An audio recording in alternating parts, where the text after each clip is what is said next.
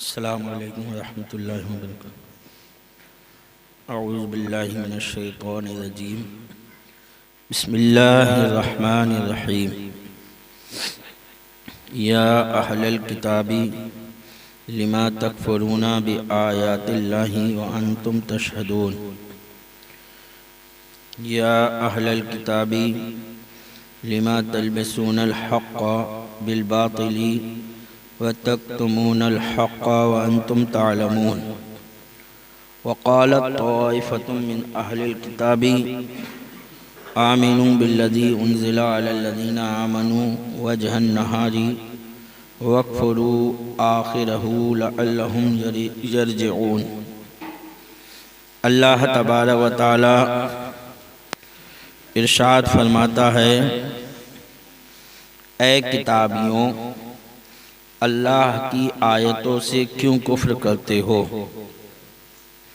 کتابی تو آپ لوگ جانتے ہی ہیں، یعنی اہل کتاب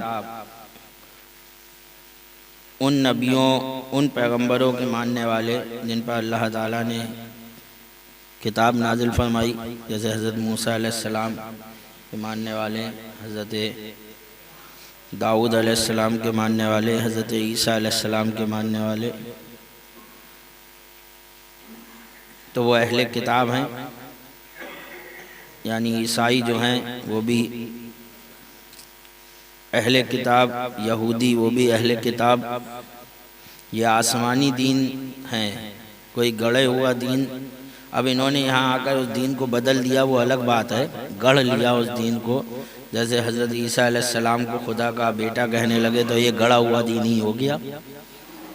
اگر جو عیسیٰ علیہ التسلیم دین لے کر آئے، اگر اس دین پر آج بھی کوئی عیسائی ہوگا، اسی دین پر جو عیسیٰ علیہ السلام لے کر کے آئے،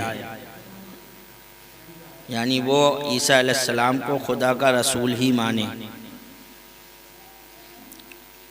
حضرت مریم کو خدا کی بیوی نہ کہے، جو عیسیٰ علیہ السلام دین لے کر آئے اسی دین پر چلتا ہو، تو اگر وہ بسم اللہ کر کے جانور کو ذبح کر دے تو اس کا ذبیحہ حلال ہے، اس کا ذبیحہ حلال ہے، اس کا ذبیحہ مسلمان کے لیے کھانا جائز ہو جائے۔ اور وہ کافر اس بنا پہ ہو گیا کہ اس نے ہمارے نبی کو نہیں مانا۔ جو کافر ہو رہا ہے، کفر اس سے جو صادر ہوا وہ یہ ہوا کہ اس نے ہمارے نبی کی رسالت کا انکار کر دیا، لیکن ذبیحہ اس کا حلال رہے گا۔ کتابی کا جو کہتا ہے ذبیحہ حلال ہے، تو اس سے آج کل کے عیسائی مراد نہیں ہے، آج کل کے یہودی مراد نہیں ہے۔ یہ سب تو شرک کرتے ہیں، اللہ کے ساتھ شریک ٹھہراتے ہیں، تو یہ تو سرے سے جو ہے مرتد ہو گئے، یہ تو جو ہے مشرک ہو گئے، اہل کتاب ہی نہ رہے۔ تو بتا دیا کہ جو عیسیٰ علیہ السلام دین لے کر آئے تھے، جو اسی دین پر آج بھی قائم ہوگا، وہ اہل کتاب ہے، اسی کے بارے میں آیا ہے کہ اس کا ذبیحہ حلال ہے۔ کہیں کوئی یہ نہ سمجھ لے کہ شاید عیسائی لوگ ذبح کرتے ہیں اور ہم کھا سکتے ہیں۔ عیسائی جو ہیں اب وہ تو سب خدا کا بیٹا کہتے ہیں، تو وہ اس دین پر بھی کہاں قائم ہے جو عیسیٰ علیہ السلام لے کر آئے؟ ایسے ہی یہودی اس دین پر کہاں قائم ہے جو موسیٰ علیہ السلام لے کر آئے؟ تو اس بات کا کہیں بھی ذکر آئے کہ اہل کتاب کا ذبیحہ حلال ہے، تو اس بات کا دھیان رکھیں کہ اہل کتاب سے وہی لوگ مراد ہیں جو اسی دین پر قائم ہیں، یہ نہیں کہ انہوں نے جو ہے اس دین کو بدل دیا اور شرک کرنے لگے۔ اے کتابیوں، اللہ کی آیتوں سے کیوں کفر کرتے ہو حالانکہ تم خود گواہ ہو؟ اے کتابیوں، حق میں باطل کیوں ملاتے ہو اور حق کیوں چھپاتے ہو؟ حالانکہ تمہیں خبر ہے، یعنی اللہ ان کے دلوں کی بات جو ہے وہ لوگوں پر ظاہر کر رہا ہے کہ اے کتابیوں، تمہیں حق کی خوب خبر ہے کہ حق کیا ہے، اس کے باوجود تم حق کو چھپا رہے ہو۔ اور کتابیوں کا ایک گروہ بولا وہ جو ایمان پر اتارا گیا صبح کو اس پر ایمان لاؤ اور شام کو منکر ہو جاؤ، شاید وہ پھر جائیں۔ یعنی اس آیت کے شان نزول میں دو روایتیں ہیں، ایک یہ کہ خیبر کے علماء یہود میں سے 12 شخصوں نے آپس میں مشورہ کر کے مسلمانوں کو بہکانے کا یہ مکر سوچا کہ یہود کی ایک جماعت صبح کو اسلام لے آئے۔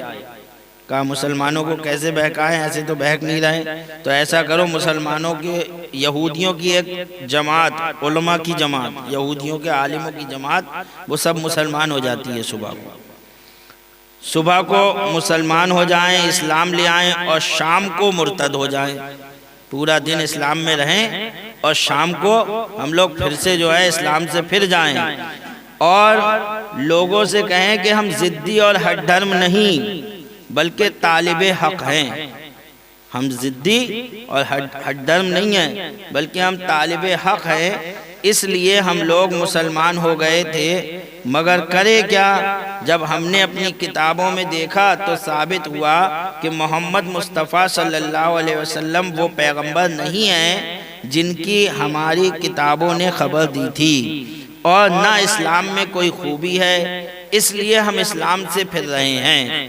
یہ سب تدبیر اس لیے تھی کہ اس حرکت سے مسلمانوں کو حقانیت اسلام میں شبہ پیدا ہو جائے اور وہ سمجھیں کہ واقعی یہ لوگ حق کے طلبگار ہیں، ضدی نہیں ہیں، اسی لیے تو ایمان لائے تھے، اور چونکہ یہ اہل کتاب اور اہل علم ہیں، واقعی انہوں نے اسلام میں کوئی خرابی ہی دیکھی ہوگی، ورنہ یہ مسلمان ہو کر پھر سے مرتد کیوں ہوتے۔ یہ مسلمانوں کے دلوں میں شبہ ڈالنے کے لیے انہوں نے یہ چال چلی۔ تو اس موقع پر اللہ تبارک و تعالیٰ نے وقالت طائفۃ من اہل الکتاب یہ آیت کریمہ نازل فرمائی، اور دوسری روایت یہ ہے کہ یہ آیت کریمہ تبدیل قبلہ کے موقع پر نازل ہوئی کہ جب کعبہ معظمہ کو قبلہ اسلام مقرر کیا گیا تو یہود کو بہت گرا گزرا۔ ان کے سردار کعب ابن اشرف اور مالک ابن سلف نے اپنے دوستوں سے کہا کہ مسلمانوں کو بہکانے کے لیے بہتر تدبیر یہ ہے کہ صبح کی نماز مسلمانوں کے ساتھ کعبے کی طرف پڑھ لو اور دن کی آخری حصے میں اپنے قبلے بیت المقدس کی طرف نماز پڑھو، اور مسلمانوں سے کہو کہ چونکہ ہمیں تبدیل قبلہ کا پتہ اپنی کتابوں سے نہیں ملا اس لیے ہم نہیں مانتے، تاکہ مسلمان شک میں پڑ جائیں۔ حالانکہ توریت اور انجیل میں حضور صلی اللہ علیہ وسلم کی صفات خصوصیہ میں سے یہ مذکور ہے کہ وہ نبی حرمین ہوں گے، یعنی پیدا ہوں گے ایک حرم میں، رہیں گے دوسرے حرم میں۔ یہ صفات توریت اور انجیل میں موجود ہے کہ وہ نبی حرمین ہوں گے، ایک حرم میں پیدا ہوں گے اور دوسرے حرم میں رہیں گے۔ اس سے یہ بھی پتہ چلا کہ مدینہ بھی حرم ہے نہیں، اس سے یہ صاف پتہ چل گیا نا، توریت اور انجیل میں یہ صفت موجود ہے کہ وہ ایک حرم میں پیدا ہوں گے دوسرے حرم میں رہیں گے۔ تو دیوبندیوں کے اس سوال کا بھی جواب ہو گیا جو کہتے ہیں کہ مکہ تو حرم ہے، مدینہ حرم کیسے ہو گیا۔ توریت میں موجود ہے، انجیل میں موجود ہے کہ وہ نبی حرمین ہوں گے، ایک حرم میں پیدا ہوں گے اور دوسرے حرم میں رہیں گے، یعنی مکہ تو حرم تھا ہی، اور سرکار نے خود فرمایا کہ مکے کو حضرت ابراہیم نے حرم بنایا اور مدینے کو میں نے حرم بنایا۔ ایک حرم میں رہیں گے دوسرے حرم میں، اور یہ کہ آپ امام القبلتین ہوں گے کہ دو قبلوں کی طرف نماز پڑھیں گے۔ یہ توریت میں بھی موجود ہے اور انجیل میں بھی موجود ہے، اور وہ کہہ رہے تھے کہ ہمیں جو ہے کسی اپنی کتابوں میں یہ بات نہیں ملی، حالانکہ نبی آخر زمان کی نشانیوں میں سے یہ نشانی توریت اور انجیل میں موجود ہے کہ وہ امام القبلتین ہوں گے کہ دو قبلوں کی طرف نماز پڑھائیں گے، اور ان کے مقبول سجدوں سے دونوں قبلوں یعنی کعبہ اور بیت المقدس کو شرف میسر ہوگا۔ تو اس میں حکمت بھی سمجھ میں آئی کہ سرکار دو عالم صلی اللہ علیہ وسلم نے جو بیت المقدس کی طرف رخ کر کے نماز پڑھی کہ بیت المقدس کو بھی یہ شرف مل جائے کہ نبی نے میری طرف بھی منہ کر کے نماز پڑھی، بیت المقدس کو بھی یہ شرف حاصل ہو جائے کہ نبی آخر الزمان نے ہماری طرف بھی منہ کر کے نماز پڑھی ہے۔ کعبہ اور بیت المقدس کو شرف میسر ہوگا، مگر یہ جانتے ہوئے ان بد نصیبوں نے یہ حرکات کی۔ تب آیت کریمہ وقالت طائفۃ من اہل الکتاب نازل ہوئی۔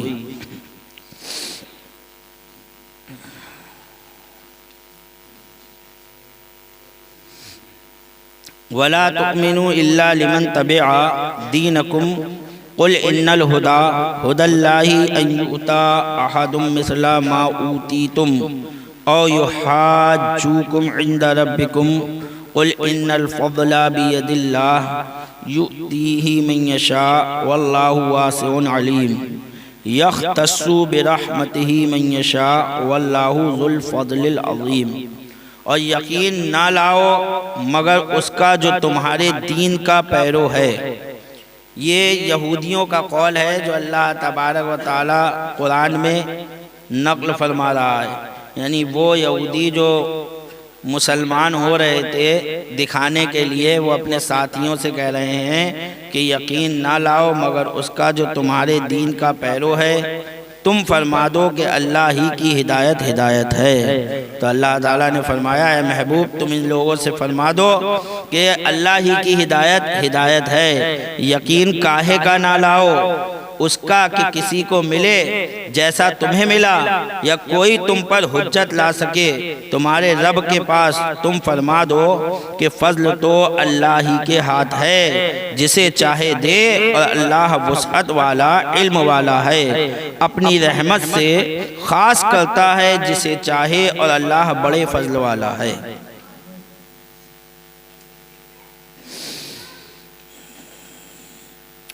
یعنی علماء یہود نے جب بعض لوگوں کو دھوکے کے لیے اسلام لانے پر آمادہ کیا تو انہوں نے یہ تعلیم دی کہ اے دوستو اپنے دین والوں کے سوا کسی کے متعلق یہ بات نہ ماننا کہ اس کو تمہاری طرح درجات و بزرگیاں دی جائیں۔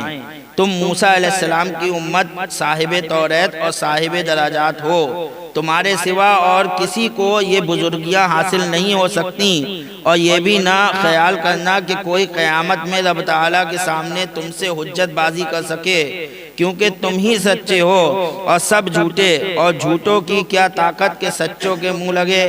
خلاصہ یہ کہ مسلمانوں کے پاس جا کر ان کی صحبت میں رہ کر انہیں سچا نہ جان لینا، یعنی یہ بھی ڈر تھا۔ ایک طرف مسلمان بن کر آ رہے تھے ایک ہی دن کے لیے، لیکن انہیں یہ ڈر لگا ہوا تھا کہ کہیں ایک ہی دن میں جو ہے ہمارے آدمی نہ پھسل جائے، ان کی صحبت میں رہ کے کہیں جو اسی دین کو نہ سمجھے لگے، تو اپنے آدمیوں کو خوب پٹی پڑھا کر بھیج رہے تھے کہ جا تو رہے ہو لیکن رہنا اپنے دین پہ قائم، کہیں ایسا نہ ہو شام ہوتے ہوتے تمہارے اندر اسلام کی محبت آ جائے۔ تو وہ یہ کیا تھا، جان رہے تھے کہ اسلام سچا دین ہے، وہ کبھی بھی جو ہے دل میں جو ہے اثر پیدا کر سکتا ہے، تو اس چیز کا بھی انہیں ڈر تھا، تو وہ سمجھا رہے تھے پہلے سے۔ بلکہ اپنے دین پر قائم رہنا، رب تعالیٰ نے فرمایا کہ اے محبوب صلی اللہ علیہ وسلم ان بے وقوفوں سے فرما دو کہ حقیقی ہدایت وہ ہے جو اللہ کی طرف سے ملے۔ رب تعالیٰ جب چاہے جس دین کو چاہے ہدایت بنا دے اور جس کو چاہے منسوخ کر کے اس کو گمراہی قرار دے۔ اس سے پہلے یہودیت ہدایت تھی، اب اسلام رات میں چراغ نور کا ذریعہ تھا، مگر دن میں سورج، دن میں چراغ سے نور نہ لو ورنہ پاگل کہلاؤ گے۔ رات میں چراغ جلا کے روشنی حاصل کرو، بات سمجھ میں آتی ہے؟ اب دن کے اجالے میں تم روڈ پر چراغ جلا کے لیے ٹہلتے پھرو کہ بھائی اس کے ذریعے میں چل رہا ہوں، دیکھ رہا ہوں اس کے ذریعے، تو آدمی تمہیں پاگل نہیں کہے گا تو کیا کہے گا؟ تو یہودیت، نصرانیت، یہ سب جو ہیں چراغ تھے۔ اب جب اسلام کا آفتاب، اسلام کا سورج چمک گیا تو اب چراغوں کی ضرورت نہیں ہے۔ اب جو انہیں لے کر چلے گا وہ بے وقوف ہی کہلائے گا، پاگل ہی کہلائے گا۔ اب آفتاب ہدایت طلوع ہو چکا، توریت انجیل کی شمع گل ہو چکی، اب ان سے ہدایت لینا حماقت ہے۔ اور اے محبوب صلی اللہ علیہ وسلم یہ بھی فرما دو کہ فضل و کرم اللہ تعالیٰ کے قبضے میں ہے، جسے چاہے دے، جس پر خدا فضل کرے وہ تمہاری ان فریب کاریوں سے پھسل نہیں سکتا۔ تم لاکھ کوشش کرو، مسلمان اسلام سے نہیں ہٹیں گے۔ یہ بھی خوشخبری دے دی کہ تم کرتے رہو جتنی کوششیں کرنا ہے۔ یہ وہ صحابہ اکرام ہیں جنہوں نے نبی کی جو ہے نبی کی پیروی کی ہے، نبی کا طریقہ اختیار کیا ہے، یہ نبی کے ساتھ رہے ہیں، ان کو کوئی ہٹا نہیں سکتا، ان کو کوئی بہکا نہیں سکتا۔ تم لاکھ کوششیں کر کے دیکھ لو، مسلمان اسلام سے نہیں ہٹیں گے۔ اللہ وسعت والا بھی ہے اور علم والا بھی، جس شخص کو جس نعمت کا اہل جانتا ہے اسے وہی عطا فرماتا ہے۔ اس سے یہ بھی پتہ چل گیا کہ اللہ تعالیٰ جس کو جو نعمت دے ہمیں جلنا نہیں چاہیے کہ یار یہ ہمیں کیوں نہیں ملی، اس کو کیوں مل گئی، کیونکہ اللہ تبارک و تعالیٰ جس کو اس نعمت کا اہل سمجھتا ہے، جانتا ہے، جس کو جس نعمت کا اہل جانتا ہے اس کو ہی وہ نعمت عطا کرتا ہے۔ ہم اس نعمت کے اہل تھے ہی نہیں تو اللہ نے ہمیں نہیں دی۔ بھئی بہت سو کوئی بہت اچھی آواز ہوتی ہے، جب پڑھتے ہیں تو پورا مجمع جھوم جاتا ہے، ہماری ویسی آواز نہیں ہے تو ہم کیا کہیں اس کو اتنی اچھی مل گئی، ہم اس کے لائق ہی نہیں تھے۔ وہ اس لائق تھا، اللہ نے اس کو عطا کر دی۔ ہم جس لائق تھے اللہ نے وہ ہمیں عطا کر دیا۔ یہ تو اللہ کی عطائیں ہیں، یہ تو دوسرے سے جلنا تو گویا اللہ کی عطا پہ اعتراض کرنا ہے۔ سیدھی سی بات یہ ہے، کسی کو دیکھ کر جلنا کہ اس کو یہ کیوں ملا، تو دینے والا تو اللہ ہے۔ تو آپ یہ سوچو کہ آپ جو ہے اعتراض کس پہ کر رہے ہو، اس خدا پہ کر رہے ہو جس نے دیا ہے۔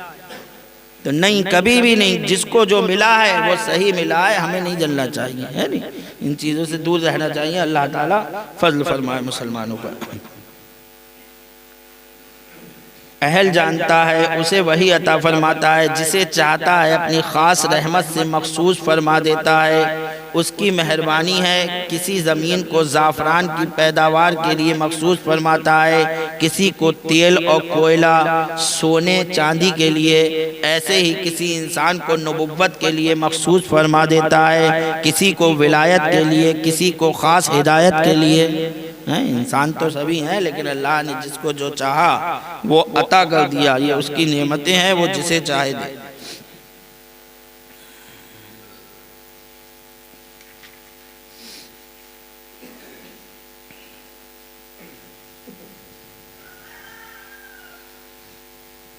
تو پچھلی بار ہم نے آپ کو بتایا تھا کہ نماز میں نیت کیسے بنے گی، ٹھیک ہے؟ وہ تو آپ نے صحیح سمجھ ہی لیا ہوگا کہ ہاتھ ایسے رکھنا ہے اور ناف کے نیچے لے کر باندھ لینا ہے اور دبا کر رکھنا ہے اس چیز کو، ٹھیک ہے؟ اس کے بعد ہماری نگاہ جو ہے وہ سجدے کی جگہ پر رہنا چاہیے۔ نگاہ کہاں رہنا چاہیے؟ سجدے کی جگہ پر، یہاں سے نگاہ نہیں ہٹنا چاہیے۔ بہت سے لوگوں کو دیکھا ہے کہ جب دیکھو پیچھے اگر دھوکے سے، ہاں ایک بات اور، جب کوئی نماز پڑھتا ہو تو اس کے چہرے کی طرف دیکھنا بھی نہیں چاہیے۔ ایک ایسے گھوم کے پڑ گئی نگاہ الگ بات ہے، فوراً ہٹا لو، لیکن یہ نہیں وہ نماز پڑھ رہا ہے آپ اس کے چہرے کو دیکھے پڑے ہو، اس سے بھی اس کا دھیان بہکے گا۔ کبھی بھی کوئی نماز پڑھتا ہو تو اس کے چہرے کی طرف مت دیکھو۔ تو کوئی اگر نماز پڑھ رہا ہے، ہم نے دیکھا بہت سے لوگوں کو نگاہ ایسے کرا تو پڑھ گئی، پڑھنا الگ ہوئی اور دیکھتے رہنا الگ چیز ہوئی۔ یہ دو باتیں ہو گئی ہیں، گھوم رہے تھے تو نگاہ پڑ گئی ایک دم چہرے پہ، ہٹا لی۔ تو سجدے کی جگہ نہ دیکھ کر کوئی ایسے دیکھتا ہوتا، کوئی ادھر دیکھتا ہے، کوئی اوپر، ایسے اس طریقے سے اپنے ڈیلوں کو چلاتے رہتے ہیں۔ تو یہ طریقہ غلط ہے۔ حدیث پاک میں ہے، اللہ تعالیٰ فرماتا ہے کیا کوئی مجھ سے اچھا ہے جس کو دیکھ رہے ہو؟ تم اللہ کی عبادت کر رہے ہو، اور اللہ کے رسول نے فرمایا نماز ایسے پڑھو کہ جیسے خدا کو دیکھ رہے ہو۔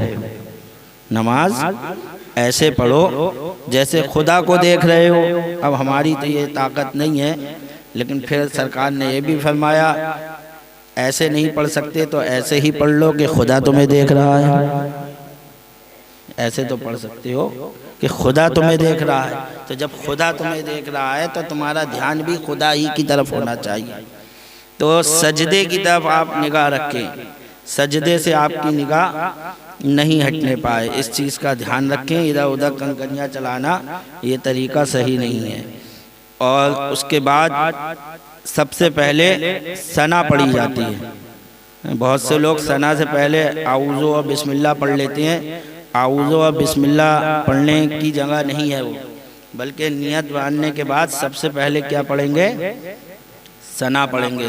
سبحانک اللہم و بحمدک و تبارک اسمک و تعالی جدک ولا الہ غیرک۔ جب یہ پڑھ لیں گے، اکیلے جو نماز پڑھ رہے ہیں وہ ترکیب بتا رہا ہوں، اور امام کے پیچھے پڑھیں گے تب بھی ثنا پڑھیں گے۔ لیکن اگر امام نے قرات شروع کر دی ہے، اگر امام نے قرآن پڑھنا شروع کر دیا ہے تو اس وقت آپ آ کر نیت باندھ لیں گے، پھر ثنا نہیں پڑھیں گے، یہ دھیان رکھیں۔ بہت سے لوگ آ کر نیت باندھتے ہیں، امام صاحب ادھر قرآن پڑھ رہے ہیں، ادھر یہ سبحانک اللہم و بحمدک۔ نہیں، جب قرآن پڑھا جا رہا ہے تو آپ کے لیے قرآن کا سننا ضروری ہے، آپ قرآن سنیے، تو اس وقت جو ہے پھر ثنا نہیں پڑھی جائے گی، اسے چھوڑ دیا جائے گا۔ اور اکیلے پڑھ رہے ہیں تو پھر اس کے بعد آپ اعوذ پڑھیں گے اور بسم اللہ پڑھیں گے، اور امام کے پیچھے پڑھ رہے ہیں تو ثنا پڑھ کے خاموش ہو جائیں گے، ثنا پڑھ کے خاموش ہو جائیں گے۔ پھر آپ کو کچھ نہیں پڑھنا، چاہے امام صاحب زور سے پڑھتے ہوں یا آہستہ پڑھتے ہوں، آپ کو صرف ثنا پڑھ کے خاموش ہو جانا ہے۔ اور اکیلے پڑھ رہے ہیں تو پھر آپ اعوذ پڑھیے، اعوذ باللہ من الشیطان الرجیم، بسم اللہ الرحمن الرحیم، یہ پڑھ کے پھر سورہ فاتحہ یعنی الحمد شریف وہ پڑھیے۔ الحمد شریف پڑھنے کے بعد کوئی سورت ملائیے جب تنہا پڑھ رہے ہیں تو، اور سورت پڑھنے کے بعد پھر آپ رکوع کریں گے۔ جب رکوع کریں گے، چاہے اکیلے رکوع کریں یا امام کے ساتھ میں رکوع کریں، اگر امام کے ساتھ میں رکوع کر رہے ہیں تو آپ خاموش کھڑے تھے، اب امام نے کہا اللہ اکبر تو اب آپ بھی کہیے اللہ اکبر۔ اسے کہتے ہیں تکبیرات انتقال۔ اس تکبیر کا کیا نام ہے؟ یعنی رکوع کی تکبیر، سجدے کی تکبیر، ان سب تکبیروں کا نام ہے تکبیرات انتقال۔ انتقال کا مطلب ہوتا ہے ایک جگہ سے دوسری جگہ جانا۔ انتقال کا کیا مطلب ہے؟ ایک جگہ سے دوسری جگہ جانا۔ تو اسی لیے جب آدمی مر جاتا ہے تو کہتے ہیں انتقال کر گیا، یعنی ایک جگہ سے دوسری جگہ چلا گیا، اسی لیے مرنے والے کو یہ کہا جاتا کہ انتقال کر گیا۔ تو انتقال کا معنی ہے ایک جگہ سے دوسری جگہ جانا۔ تو رکوع میں جب جائیں گے تو اللہ اکبر امام کہے گا، آپ بھی اللہ اکبر کہیں گے۔ جب رکوع میں جائیں گے تو گھٹنوں کو جو ہے مرد اس طریقے سے انگلیوں کو پھیلا کر اور گھٹنوں کو پکڑیں گے، ٹھیک؟ بہت سے لوگ ایسے رکھ لیتے ہیں، یہ عورتوں کا طریقہ ہے رکھنے کا، مردوں کا نہیں ہے، ٹھیک ہے؟ اور بہت سے لوگ ایسے کرتے ہیں کہ چار انگلیاں ایک طرف ہوتی ہیں اور انگوٹھا ایک طرف ہوتا ہے، ایسے پکڑ لیتے ہیں، نہیں، بلکہ آپ کو اس طریقے سے پھیلانا ہے اور پھر جو ہے اس طریقے سے پکڑنا ہے، پھیلا کے سب چیز پھیل کے جو ہے اپنے گھٹنے پکڑے جائیں۔ اس طریقے سے آپ جو ہے رکوع میں جائیں گے، اور جب رکوع میں جائیں تو آپ کی پیٹھ بالکل سیدھی ہونا چاہیے، ٹھیک؟ پیٹھ ایسی سیدھی ہو کہ علماء فرماتے ہیں اگر پانی کا پیالہ بھر کے رکھ دیں کٹورا تو وہ پانی گرے نہ، تو اتنی سیدھی ہو۔ یہ سنت مستحبہ میں سے ہے، یہ سنت مستحبہ میں سے ہے، یعنی اگر کسی کی اتنی سیدھی نہیں ہوئی تو ایسا نہیں ہے کہ نماز نہیں ہوگی، نماز ہو جائے گی، لیکن مستحب طریقہ یہی ہے کہ اتنی سیدھی ہو کہ اگر پیالہ بھی رکھ دے تو پانی نہ گرے۔ تو یہ رکوع، اور سر جو ہے وہ پیٹھ کی سیت میں ہونا چاہیے۔ بہت سے لوگ بالکل جھکا لیں، نیچے گرا لیں، بہت سے لوگ ایسے کر لیں تھوڑی اوپر ان کی دکھتی رہے، نہ بالکل نیچے جھکانا نہ اوپر کرنا، بلکہ پیٹھ کی سیت میں رہے، ہمارا سر جو ہے وہ پیٹھ کی سیت میں ہونا چاہیے، اس طرح رکوع کریں۔ وَمَا عَلَيْكُمْ سنت